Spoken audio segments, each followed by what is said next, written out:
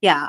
So there's like 4 or 5 major components to the People's Plan that Long Island United, Long Island Advocates for Police Accountability, and I think what is that other group? There's one other group that's involved with it, which is thank God none of my people watch the stream yet. Yeah. But so there's 3 groups that were working on this 310-page plan to address Cuomo's executive order 203 for police reform.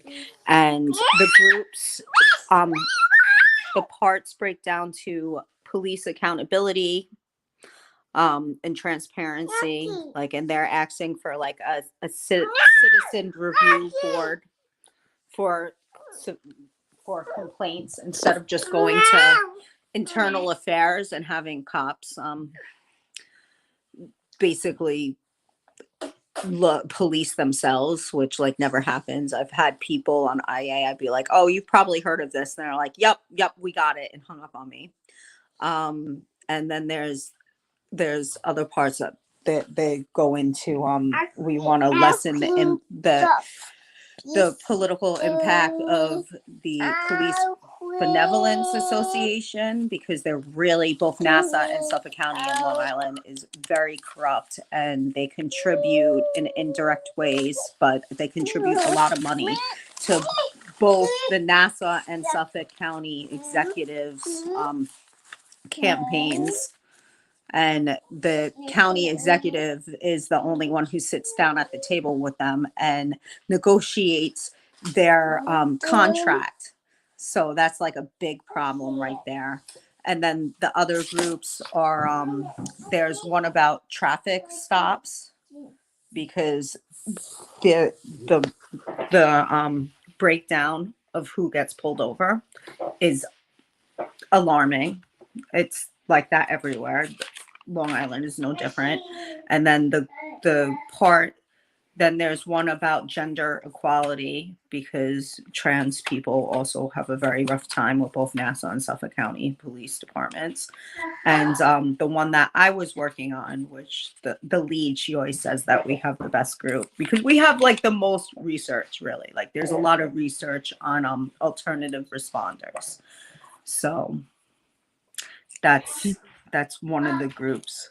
It's a big coalition.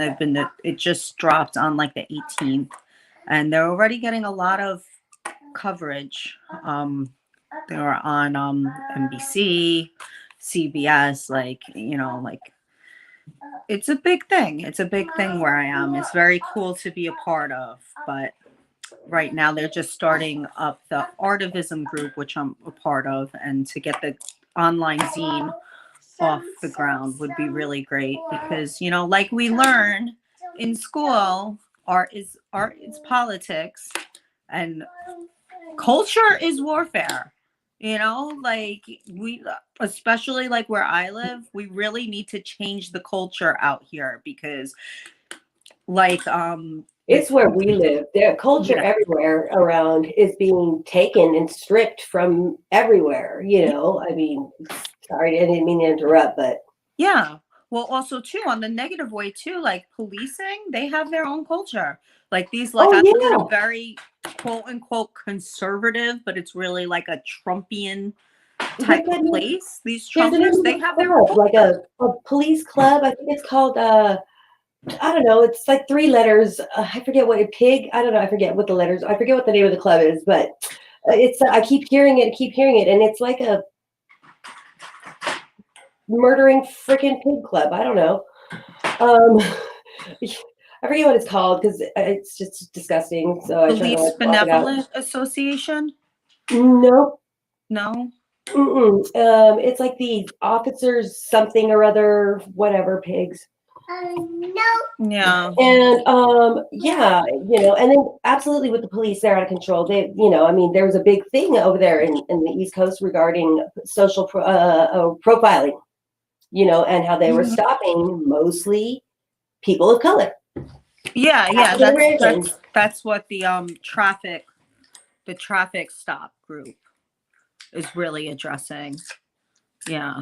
Yeah, like there's a lot of changes, but then again too, this is also we're talking about reform, not abolition, and it's kind of like that's a hard space for me to be in too because how much can you reform? Like you can't how you can't you could reform, but like a community organizer who goes out and feeds homeless people, Davon Tony from like around where I live, like he's always on live on Facebook showing how the cops in Brentwood just are are brutal with people. Like they just stop people completely illegal searches like every Absolutely. 5 minutes. They don't even pretend to have a reason. And he's like, well, you could reform all you want, but if they're not even listening to what we have now, what makes you think you're going to put in all this work and they're going to listen to the reforms that are in place too? Especially that, like, where I live on Long Island and most of Long Island, unfortunately, there are some decent pockets of places where there's diverse communities, and there's definitely like progressives are out here. Like there are people that are not like that, That's or not racist and not like want to hurt people, but like they like they don't care. They want to continue to do what they're doing, and right. you know If I, don't mind if I chime in, that's another, like, way to be violent, though, and I actually have this quote in my room, "Your silence will not protect you, Mhm. Audre Lorde." People that are complacent and just see everything pass in front of them and do nothing to change it, that's also Yeah. a form of violence, because, like, you know that other people are being hurt and affected by this, and for you to ignore them is Yeah, like like yeah. the what do we always chanting, like white silence is violence. Yeah, Absolutely. Yeah. totally. I mean, the world, like, there's a lot of, unfortunately, we have a lot of, like, cowards, a lot of sheeple, whatever you want to call them, or a lot of people that have blinders on and that are afraid, of even thinking or seeing a vision for a better place, and Mhm. that's okay. They can keep looking down. We're going to keep on struggling together and pressing forward Mhm. to create a better society for everyone, working class, Yeah. poor class, it doesn't matter, for people, and I think that as long as we keep our eye on the prize, Yeah. things will always, Yeah. improve. I mean, like you could see, like especially in a place like Long Island, like we're considered the like 11th most segregated area in the country, which is crazy. We're I in can't New believe there's York. 11 places. We're like Like, we're in New York. I live in Suffolk, so I'm more out there. So Suffolk is like I'm like an hour away from the city, and it's the 11th most and this is segregated what gets to place. me, is that, like, slavery was abolished how long ago? And clearly, if we're still dealing with segregation and systemic racism and the large industrial prison complex, we have, which is where everybody is, captured and held. That's slavery. It hasn't gone anywhere, but, like, everybody Yeah, believes it in just its heads, and changed. things have changed and improved. Really, things have changed and improved so much. That's why there's so much food insecurity, so much Yeah. such crappy health systems, and, like, everything sucks, guys. Wake up, America. Wake up, world. Everything sucks. A lot of it though too, and I don't want to take too much time going into everything that's going on here. Oh yeah, that's right. We do have a book club. Yeah, but like what I've noticed is that white people that live in like very segregated areas that are predominantly white, they want to hold on to like their cognitive dissonance so much because like Long Island, like Levittown was the first town of suburbia, like anywhere. And really like that drug, like they say like white supremacy is a drug, but also like that the American dream is like cognitive dissonance in the first place. Like people believe in this, but how could it ever be? But then, you could take that all the way back to the Constitution, because like how could you be a patriot and say that we're for like freedom and blah blah blah when like Black people were considered 3/5 of a person? It's like, hello, what are you And defending? Native Americans were savage. Like Yeah, like what is democracy really? Like if you really look at it, like we don't have it. We don't have democracy. Straight I think that's democracy is democracy. anarchy. It doesn't work. Straight democracy is anarchy, where everyone gets a say in their government. We have what's called a democratic republic. And if you look at just like, like the segregation that still lasts is not just about education and about social contrast. Like it's political too. Like if you look at the districting on Long Island and how like areas are gerrymandered. So certain communities, whether or not they vote or not, certain places are more populated and they're all like packed out with like conservative white people. So they get a higher say in government, and it's meant to be like that. Then you pump these people with all these stereotypes and nonsense to believe about the people that don't look like them, don't think like them, and for the most part aren't in their community. And it's like, it's very hard to break them from that delusion of reality that what people are saying. Like people in my community have no problem looking at instances of police brutality, even where people have lost their lives, and just flat out say out in public, oh, well, if they didn't commit a crime, they wouldn't be in this situation. Don't commit crimes and you won't be killed by police officers. And it's disgusting, but that's like not true though, because like people are being killed that aren't committing crimes, and exactly, is not wearing a seatbelt just cause for your life being ended and for being killed by police? No. It is resisting. Exactly. That's one of the reasons why like I chose out of the initial groups to join the mental illness, not the mental illness, I'm sorry, the mental health group to try to find alternative responders, because there are people they're mentally ill, they're not committing a crime. You know who's mentally ill is the police. For their family. Daniel Prude in Rochester, New York, like he died with a spit, the gag hood over his head. Yeah, why? Exactly. Because he was, I know that story. He was having mental problems because he took a drug and he responded badly. He wasn't violent though. He was just screaming. He was out of his head. And it's really the police that need mental wellness checks, because they don't get assessed like after they've been killing people for a couple of years or seeing all kinds of crazy, horrific things, crimes and whatnot. They don't. There's no therapy. They're not in therapy, and they're not being reassessed to make sure that they're fit to serve the community. And it's pretty tragic. It's real messed up. Yeah, the reform isn't going to really cut it, I don't think. Yeah. And as far as democracy goes, how about like our military going everywhere around the world and establishing their presence, and then in the name of democracy, blowing to smithereens every thing within communities that we have no right to be there doing things like that. Is it possible for me to drop a link in the chat? You know what? Maybe I'll just figure out how to do that next week and do that. You can just copy and paste. Yeah, I just don't want to lose how I was getting knocked out. Yeah. Right. Oh, right.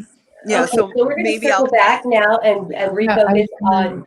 I was going to say, as a circling back moment to the chapter, all of that violence is like one of the greatest examples we have of how patriarchy has been like manifested in the world. And it's like blatant violence and like violence towards people that they deem inferior, which is often, women and like anybody that, so it's imperialism and patriarchy are so intertwined, and that's what we're talking about in this chapter. Revolutionary matriarchy. Such a great concept, such a great practice. As we struggle together, we learn together. Oh, sorry. Hold on. Let me unmute. Oh, wait. Do I need to add these? Hold on. I'm sorry. I'm having a technical meltdown. There we go. Okay. So let's go ahead and welcome our viewers. Welcome, everyone, to the Sunday session, the Sunday stream session for the Maroon Liberation School Book Club. My name is Remedy. And right next to me is Carla. Hello. And right down here, holding it down, is Jency. We are the West sphere of the Maroon Party. And whoop, whoop, who doesn't like a party, right? Anyways, we are glad that you're here with us and that we have the opportunity to do this. This week, we are discussing a chapter in the book. And the chapter is, of course, I know the name of the chapter, but why can't I just like say it? Because I'm on the spot. I like to, be trying to put myself on pressure. What's the name of that chapter? Stop hating. It's the Respect Our Mothers, Stop Hating Women, and it was written in 2010. And I know this, but anyways. Yes, it starts on page 191 of the book Maroon The Implacable, which is a book we've been studying and sharing and diving deep into discussions every week. So let's see. Let's just go right into it. Jen, I want to thank you, first of all, for sharing a bit about the 3 Ps that you are totally applying to every aspect of your life, it seems like, political, personal, and professional. And, the things that you're involved in is amazing. And you are definitely a true inspiration and a very, very strong revolutionary matriarch. So I'd like to say thank you. Shout out to you. Thank Carla, you. tell us about your Ps. Also shout out Jen and Remedy for, being leaders in this. And I'm 20 years old, and so I'm still figuring out my role in the world. And I feel really inspired and happy to have you two as mentors, genuinely and deep down. Don't mean to get gushy, but 3 Ps, political. I think, the more that I'm reading, the more that I'm thinking about the whole world around me. Every blinder that has been up is kind of just crumbling down.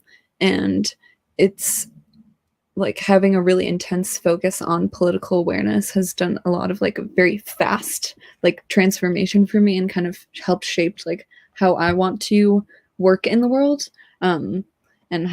So politically I'm feeling inspired, and personally it's gray Pisces season. I was talking to this Remedy, very emotional. So I'm doing fine. Emotional. And professionally, I work at a pizza place and with a lot of men, and I would rather not be working there, but it's doing what I can do. And Remedy, how are you doing politically, personally, and professionally? I'd like to thank you for asking that question. I had a joke for your professional. Making big dough. Right. Okay. Dad joke. Anyways, a punny.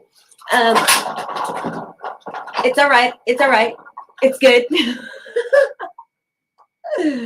So professionally, I had to work yesterday. I didn't even know I was on the schedule. Surprise, you have a 12:15 appointment, and I was totally planning on other things like meetings and stuff. So that really sucked, but a girl's got to eat, so I had to take the appointment, which I did. I'm still processing, not quite over the fact that I don't know how I ended up on Saturday's schedule, because that was not okay with me. It was not cleared, but that's all right. I pulled through, and I was able to catch up. As far as the meetings that I missed, I was able to catch, thanks to technology, I was able to catch up and watch videos late last night. And so that's that. Professionally, I got a new gadget, a new toy, and I'm learning how to use this. We're all going to benefit from this. It's called the Stream Deck, and it's got buttons. That's about all I know right now. It does amazing things, I think. It may be able to do amazing things. And I got a new laptop. Much needed. How's my stream this week? Am I jittery? Am I lagging? Am I ta-da? Problem solved. So that's a plus, a blessing as well. And politically is my favorite. It really is my favorite discussion. It's like consumed my life. This revolutionary work that we're doing, that I'm learning, and the struggle that I'm in is amazing. And it's one of the most fulfilling things as a woman as a person that I have ever experienced. It's first and foremost in my life. It's a top priority. It's pretty much what I do every day, all day. Occasionally I'll go to work a little bit. But and I'm doing fine with that. This adjustment is major, and it's totally perfect. Like, it's great, actually. So I have been doing I'm leading for the month of March. I am leading a meeting to free Maroon Shoatz. So I'll be leading that meeting, which is kind of scary. I've never led before like that, so I'm going to do it. But I watched it being done for a bit, so I'm like, okay, I could do it. If they need a leader, nobody's going to. Okay, pick me.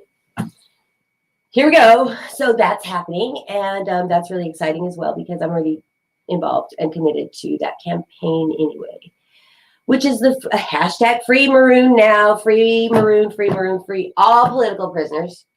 Can I plug something really quick? Sure. Our friends in the North Sphere, so we're organizing with North, South, East, West spheres of the Maroon Party School for Liberation. And so the North is organizing an event on March 20th for a fellow political prisoner, Matulu Shakur. He is an acupuncturist, and so he's working for the people and imprisoned for work that he had done. And it's similar, a similar vein that in which like Russell Maroon was imprisoned, is like doing work for people and trying to promote liberation and freedom in like all forms, and like through healthcare as well, and for his ideas and actions was in prison. So absolutely, I'd like to go into a little bit about Mr. Matulu Shakur as well, because he is a U.S. held political prisoner that has been incarcerated a long time. I don't know exactly how many years, but decades we're talking. He's elderly. But the reason why he is being held and captured is, and in a box, a cement box or closet, whatever, is because of the work that he was doing when he was free. He was in the inner city, in the where he lived, establishing and helping people with addiction. Amazing. And through acupuncture, which he studied and mastered the craft, and was able to help a lot of people. And somebody in charge didn't like that. He was also teaching other revolutionaries how to help people in the community to be well and healthy, and not be sick and stuck in addiction of heroin, because that's what was pretty much going around back then. That's what it was first. So anyways, he is still unjustly being held and in captivity. So there's going to be an event. We want you all to come and participate. The date for that is March 20th. Yeah, I'll drop it in the chat. And it's 34 years that he's been in prison. Thank you. So, yeah. Yes, absolutely. And so awesome. And let's see, what else do we have? Anything else coming up? Important dates? I think on the 6th, we're going to be, hey, you know what we should do is a midweek like commercial kind of thing about like events that we want to invite people to if they want to find out and get more involved in, finding out what we're doing behind the scenes. Welcome back, Jesse. I can't go to the chat. That's okay. That's all right. We'll get it figured out for that next week. My side part here. Your what? My side part, making a reference. That's all right. We'll have it figured out for Making next fun of week. the Gen Zers for making fun of the millennials. But sadly, I don't even think I am a millennial. I think I'm a revolutionary. What? I think I'm a Gen Xer. Labels. Only there to sit. Gen X. You're Gen to us. So I'm Gen C. I was gonna say, like, we were thinking about doing this in two parts because this is such a dense chapter, talking about revolutionary matriarchy and these questions of like inherent biases towards women and just whole bunch of things. Girl. So it kind of starts off with he is addressing men and saying, you know, even you might believe that you love women, but at the end of the day, if you're not questioning why you care about women and like what women's roles are in your life, like that, you're probably love more what they do for you, or like love that idea, which is, you know, you can love how like the things that people do for you and how you take care of each other, but when that's like the core of your love for somebody is like how do they benefit you, and like centralizing your like only seeing your advantages as like the central like that that is not love. Yeah, it's transactional and it's not even an even right transaction. But I did want to circle back to what you were saying in the beginning, because it's really, really important. The connection that he made to like capitalism and imperialism, and the destruction of like the earth and our environment, and how he said like because mothers are like they're the ones that they nurture and they grow things, and then so men are defined by what they kill.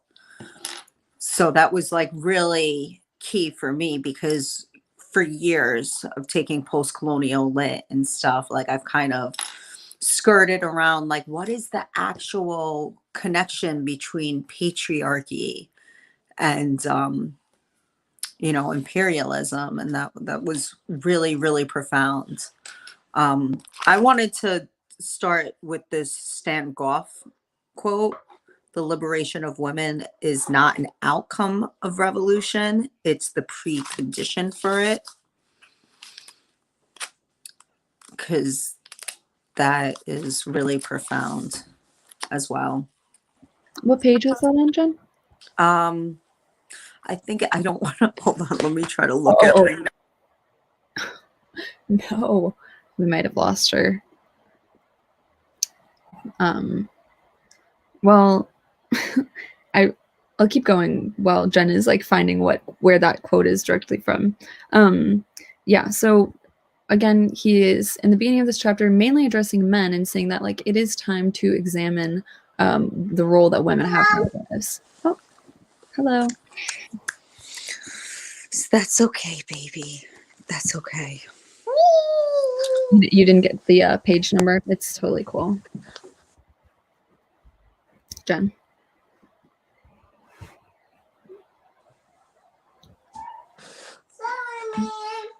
Okay. Well, I can't hear you guys. You can't hear me? I can.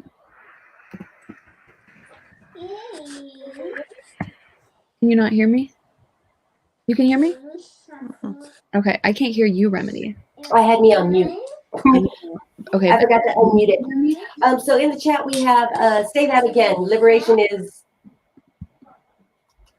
Carla, I believe they were talking to you. I can't hear you guys. I don't know what's going on. I'm sorry. I just had to mute myself for 1 second. Jen, can you still not hear us? I can hear you. Yeah, I can hear you fine, Remedy. Oh, no.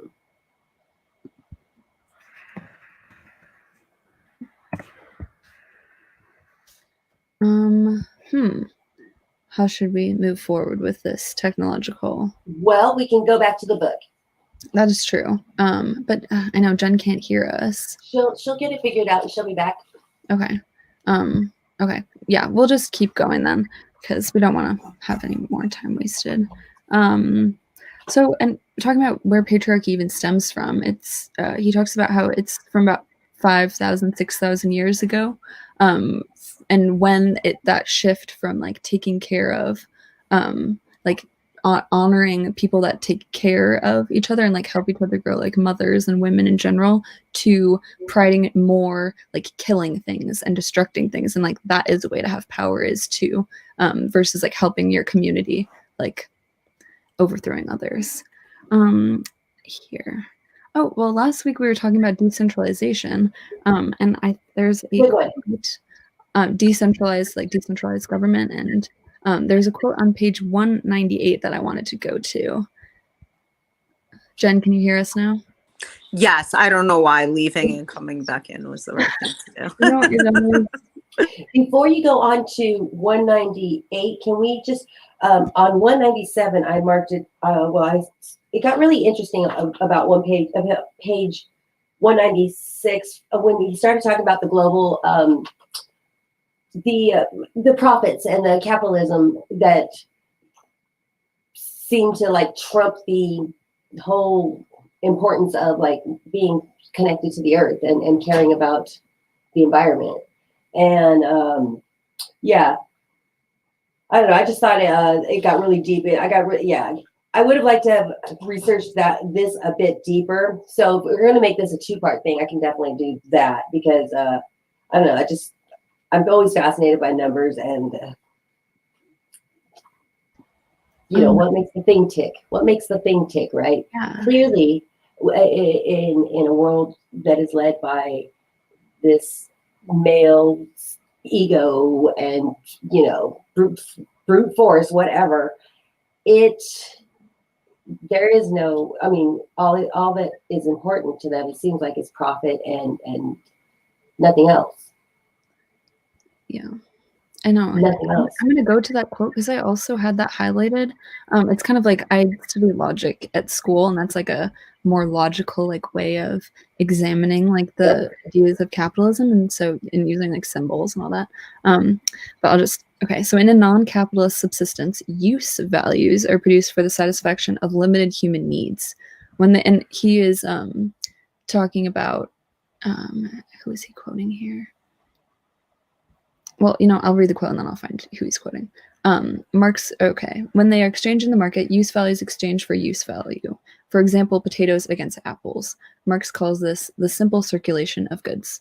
His commodity is CMC, so commodity, money in the middle, and then commodity, like here's apples, here's potatoes, trade.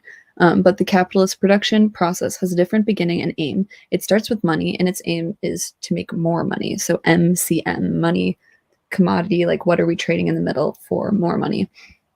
And so in the next production round, the increased money, so this is after like your next like money, commodity money, this is what you're talking about, is again invested with the aim of again producing more money, and thus ad infinitum, so this like infinite cycle of wanting more and more and more. Use value production and exchange value production realize two different economic goals, the one life and the other money. The aim of use value production, we also call it subsistence production, is fulfilled with the satisfaction of limited concrete needs. It makes no sense to work longer once one has produced the things or services one needs for a good life. Exchange value production, on the other hand, is by its very logic unlimited. Its aim is extended accumulation of ever more money or abstract wealth. And so again, this idea of subsistence and not respecting Mother Earth, like we, in so many instances, like capitalism has taken from the resources that Mother Earth has, knowing that there is a limit to that, but not just being ignorant to that and only wanting more and more for the benefit of themselves. So that's yeah.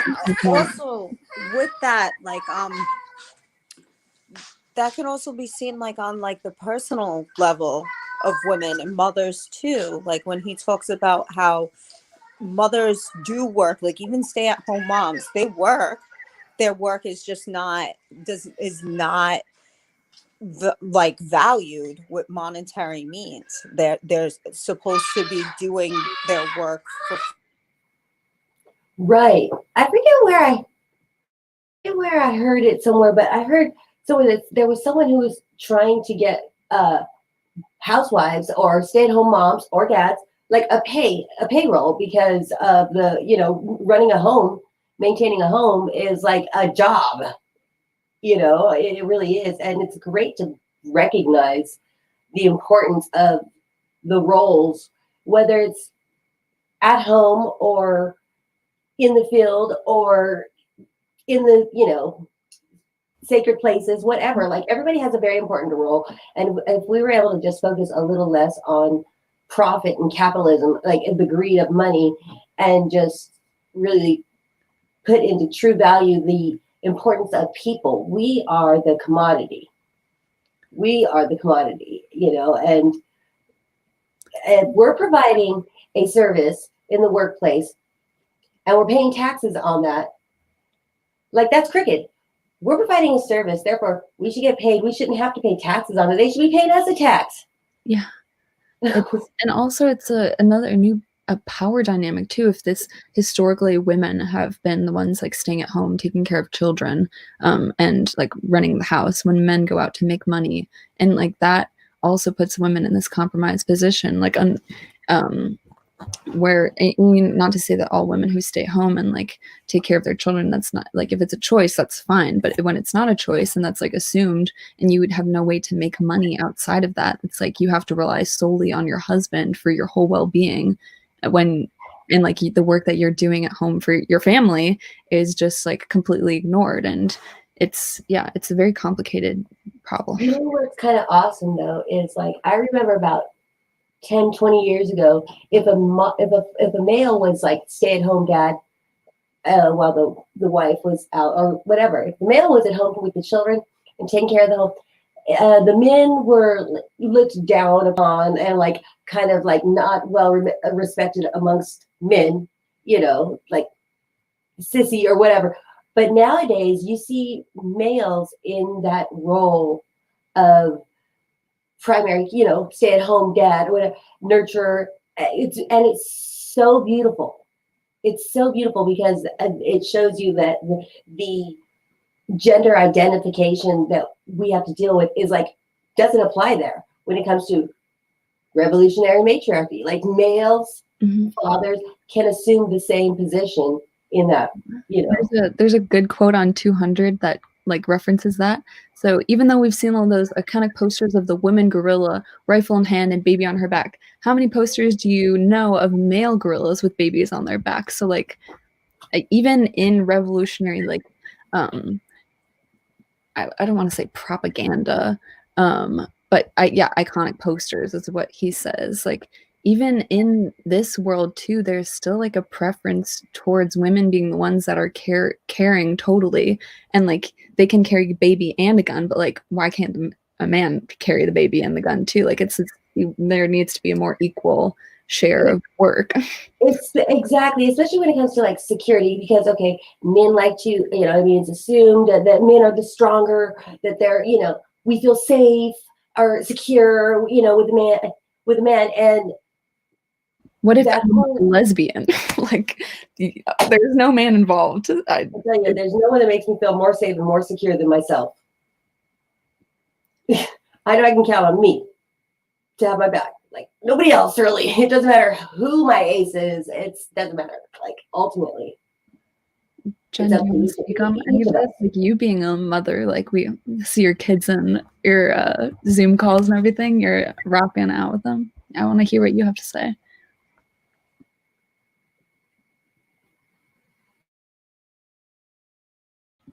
Now we can't hear you.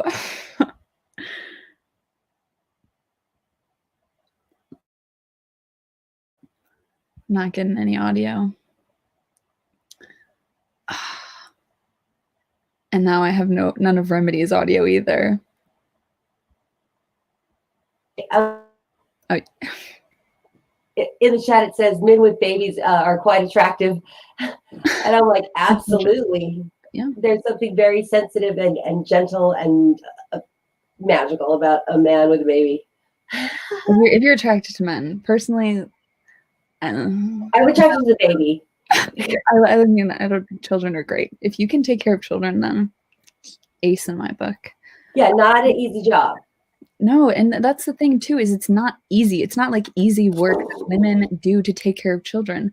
I mean, and I wanted to ask you about your personal experience as mothers, because I've never had children, and I've taken care of plenty of kids. I've been a teacher at an art studio, and like always had a passion for like helping kids and babysitting, nannying, all that kind of stuff.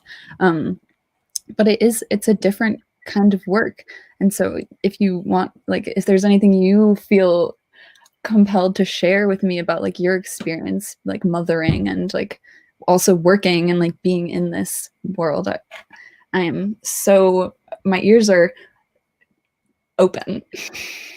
So thank you. Yes, when it comes to rearing children, for myself, I am still very excited to see what's going to become of my seeds. They're all young adults now, terrifying, or adult children, and I am just excited to see what they're going to be like when they're my age. What kind of people are they going to grow into? Because so far they have grown into quite amazing, magnificent, and brilliant young beings, and I never put the pressure on them of expectations, like grow up to be something that's not your own free will, your idea, what you want to be.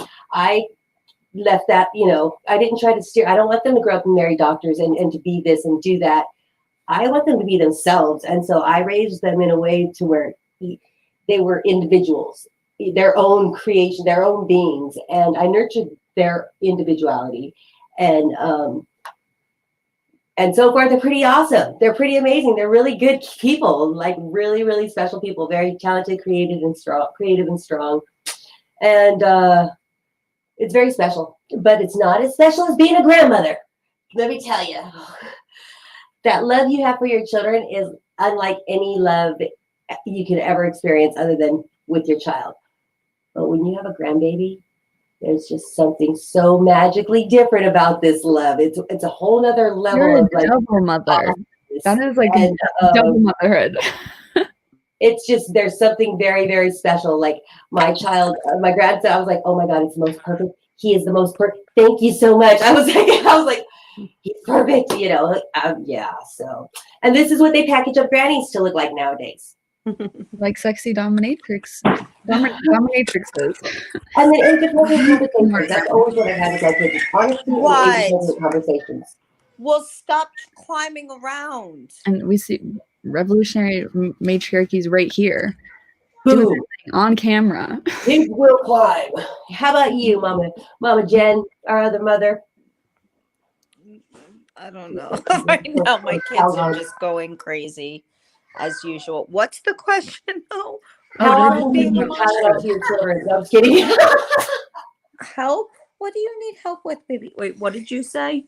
We're just talking about motherhood and the work that mothers do, and so you're like, you don't even have to say anything. You're showing us now. It's work. Yeah, it's fulfilling work, but it's still work. I mean, in my personal life, I've been devalued because I stay home with my children.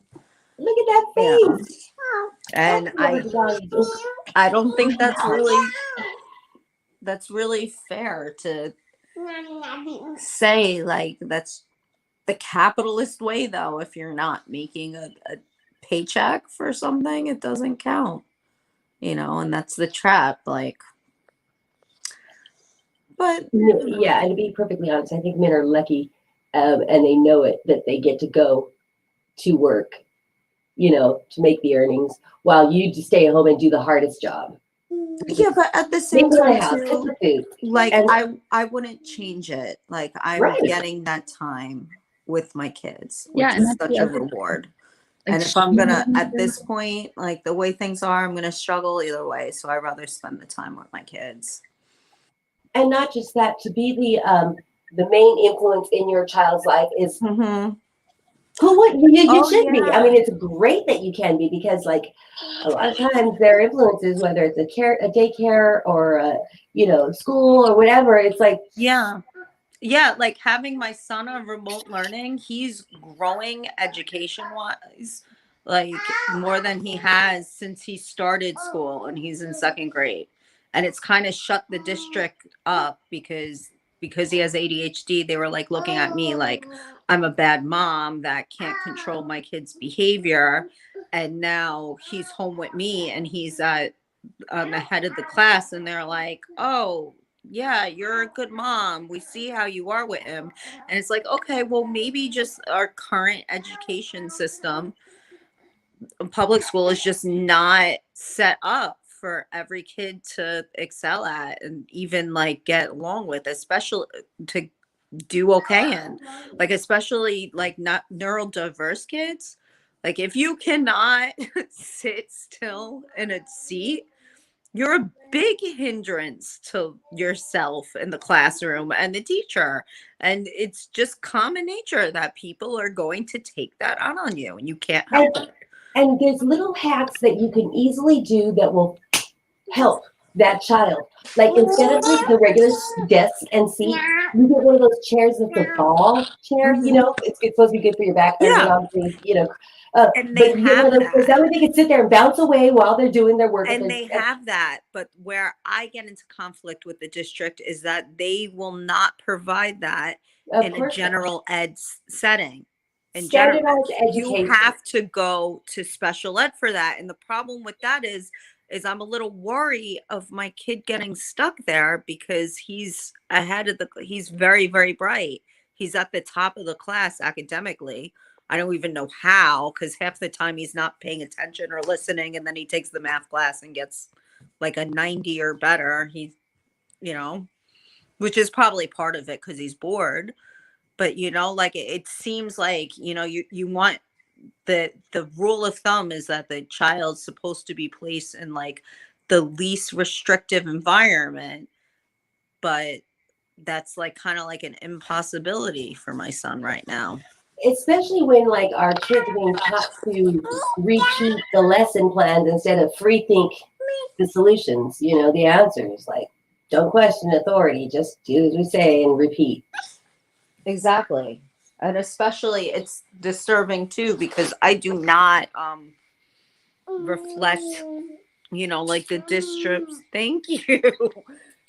Yes, smother her with kisses.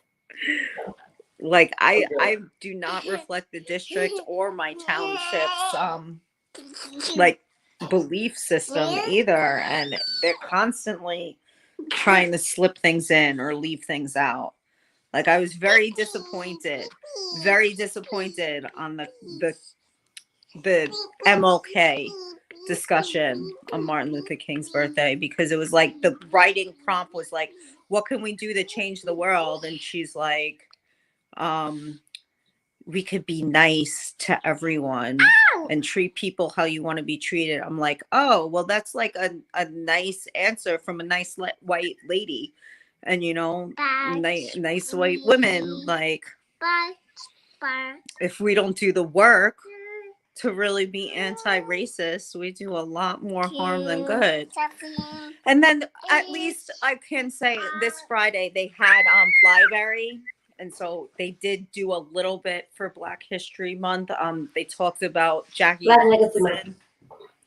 They talk about Jackie Robinson and, his contribution, which in a way I appreciated it, because I appreciated anything. And I think at his age in second grade, that's an appropriate way to introduce anti-racism to children. But I also know my district, and I know that they're not going to go farther than Black exceptionalism. And that's not okay.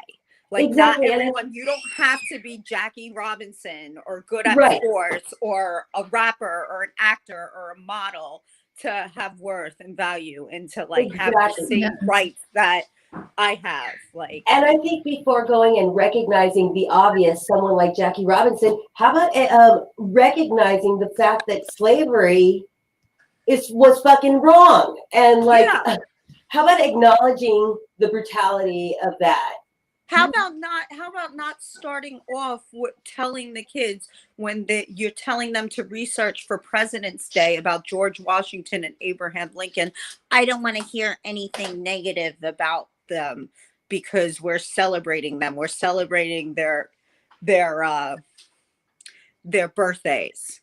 I was so This is pissed off. the I wanted issue of to unmute patriarchy, myself and just yell, imperialism. George Washington owned slaves. Because it's like, you're going to prompt that. Like, not only would that be deemed unacceptable in your classroom, but you're going to prompt that to let them know that there will be a consequence from them saying the truth.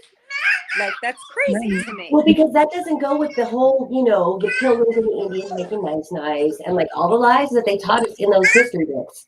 That doesn't go along with the plan, the learning plan, like the lie, you know. I mean, no way. Oh man, poor you. You got to deal with the whole the educational system like for several more years to come yet. Yeah, I was room mother. I was like up in the class all the time, making nice, and my kids' daily plans or whatever. They would come home and they would have their assignments, and we'd go over their assignments, and then I would break it down and let them know, like, you have to do it this way because this assignment is asking for that. But we know X, Y, and Z, and I would, you know, break it down like get the grade, but like the truth is, you know, and I would tell them the truth, you know, and then I would tell them. You don't have to tell the teachers what we're discussing and our view, but you just got to do these assignments, and you're not going to be in school forever. I'm telling you, you're not gonna be in school forever. For the most part, like I Hunter, he's aware. He's been to a couple of protests with me, and like I do discuss things with him. I try not to hit him over the head with stuff because he is young. But that is true. Like I do, but my God, they're like wild. But I do have to say, like Go ahead, Carla. Let's get back to you and the book. I don't even know what I was. Oh, there was a point a long time ago that I was trying to say. Jen was saying that she, you know, it's hard work, but it's fulfilling work to be a mother. And there's the other side of the coin on this, like when the inverse role of like the woman is going to work and, you know, in a heteronormative relationship, nuclear family context, that's like just flipped, and it's still patriarchal when it's like the woman, it's still like imperialism, capitalism, like who's bringing in the bread. Like there's one person that does this and there's the other person that does that, and you can't like and also women, like if you enjoy doing that work, like that's also valid, and it's like something that should be rewarded and you should be paid for it, even if you enjoy doing it, which is the thing that like you don't have to hate your job to get paid for it. I would say too, like a lot of times being a mother is used against people in a way. Like it's kind of this value of like a way to judge a woman. You know, you judge them by their looks, but even deeper is when you get into the whole like, oh, look how you're raising your kids, you're a bad mom, blah blah blah. And like I thought that was really interesting, like in this chapter when talking about like devaluing mothers. And I don't know why, but I just thought it'd be funny to kind of throw in like a pop reference, because Maroon loves relevant pop references too, but it really reminded me a lot about what's going on with Britney Spears in her conservatory. Because if you watch that documentary that the New York Times just put out about the whole thing, they really broke her down, and the beginning and the end for her is when she had kids and the paparazzi wouldn't get out of her face and they took away her kids. And then it's like, sorry guys, hold on. We're not gonna hold. We'll just keep on. Hey, did you watch that documentary or? I haven't seen it yet, but I've, you know, social media and everything. I've heard a lot about it. Yeah, I have not. Like, I actually have to see it though, because I know it's on. Like, I'm planning on it's seeing it. This silly free Britney Spears thing, but like it really showed you how the media set her up. And like the whole thing with her father and the conservatory is character crazy. assassination. Like they recently declared the conservatoryship as like kind of like this like holding company, like corporation, like talking about how it makes money, and she doesn't have any control of it. And like this was the lawyer, the dad's lawyer that was that helped set up the conservatory. He said that like it's like almost like a corporation that based to make money off of it. And the reason why he came into court to say that is because he was asking for more money. He wanted a raise. And she, at this point, people, they still try to like put her in this view of being crazy, but like, no, she doesn't. Stop it, Hunter. It's not fun. Sorry. This is no. Stop it. I'm gonna go ahead and mute this right now. And we are almost at an hour. Oh wait, I don't know if she's mothering or I think mothering. But while I'm going to say one thing while we're Jen's taking pause. The what was it? We're talking about like highlighted figures, like who are people that we like look up to, or yeah, like I was just gonna mention that. Awesome. was one of them. It's still like he mentions in this chapter that like, yes, we'll highlight the voices of men that are like in all cases, but there are women who are doing just as much work without any recognition, with like that lack of egoism, like not needing to have a spotlight, like Ella Baker. You know, most people that know who MLK is, because you know he's a very prominent figure in historical, you know, United States, like they don't know who Ella Baker is, or that she was doing the same work, same time frame, but is a woman, and just not recognized for that work because of her womanhood. It's right. Same thing with like the godmother of rock and roll. I don't know if you know who that is. You got to tell me. I'm also not a rock and roll expert. And influenced everyone from Elvis Presley on to Jimi Hendrix. And I will save that for next week. It'll be good. Okay. So what we're going to do, what we have for you in store next week, you'll find out who she is. She's amazing.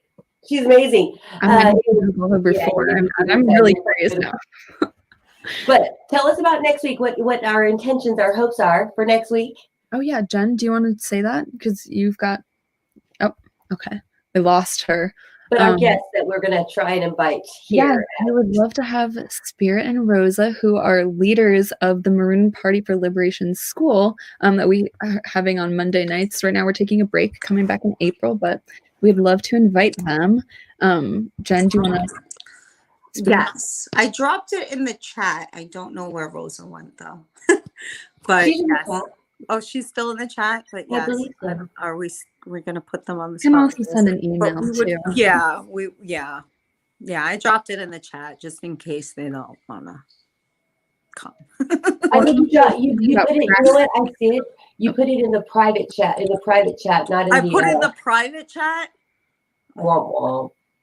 I'm sorry, but I can cut and paste. I can cut and paste. I will cut and paste and swap it into the this chat. Yes. Stand by. And Jen mentioned like focusing this conversation around praxis and like what you, especially if any men are watching this, please go read Stop Hating, Love Your Mother, Stop Hating Women. Just because this is a chapter to like, if you're uncomfortable at all with these ideas of like upholding patriarchy, like, and you don't want to be seen in that way, and like you have discomfort around that, like maybe you start examining why, and like this is a great place to start. It's coming from a man as well, which he has like done a lot of work to like take down these walls, and so no one should ever run away from feeling discomfort. Discomfort is just like a place where you can grow. Right, exactly. And so definitely check that out. And also we're going to be talking about praxis, hopefully, and like what you can do to be eliminate patriarchy from your, like, not from your life, but how you act, and being more revolutionary matriarch. And embracing women and womanhood. Yeah, so we'll be in similar vein next week. Nothing to do with femininity. Yes, we will be speaking on that next week. Any other ideas, Jen, that you wanted to talk about before we wrap up? That was pretty much. Yeah, I think that's pretty much. I kind of lost my train of thought. I was going somewhere with the Britney Spears stuff. Just I think it's kind of like crazy at this point. Like she's just flat out refusing to work, which is good for her. Like that doesn't sound crazy to me though. That sounds completely reasonable. I don't have control over my life. I don't have control over this massive production of capital that I'm producing, and therefore I'm just not going to involve myself in this. And they still won't let her out of it, which is insane. Like she sounds completely reasonable to me. You know, it's character assassination. It's the whole control handler thing, like monarch gone rogue, whatever. It's a bunch of things that unfortunately the entertainment industry is doing. Poor her. Yeah. There's so many. It's so sad, like because there's so many examples of patriarchy, like just destroying young women, like women that really get involved from like a vulnerable place. Like we could have just as easily gone on and on about Kesha. Oh my God. Yeah. Like, and you know, I mean, just because we're on the topic of liberating all people, like if you like Black women too have been like the most used for like, you know, for work with no reward and like similar to like trapped in a contract, but there's still like privilege that you have of being a white person, even if you're like, but it's just so people hate women and we're gonna end that. And we thank you guys for your time. Yep, I think that's good. We thank you all for your time here, and we'll see you next Sunday.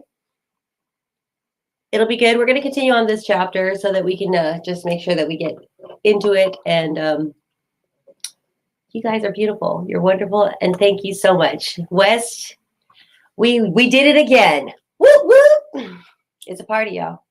So remember to free your mind and free your people. Free Russell Maroon Shoatz. What do you got to say? Final thought? All power to the people? Yeah, all power to the people. Keep yourself informed. Keep reading with us. And let's see where we can go together. And like, yeah. And free Russell Maroon Shoatz. Free Mumia. Free Matula Shakur.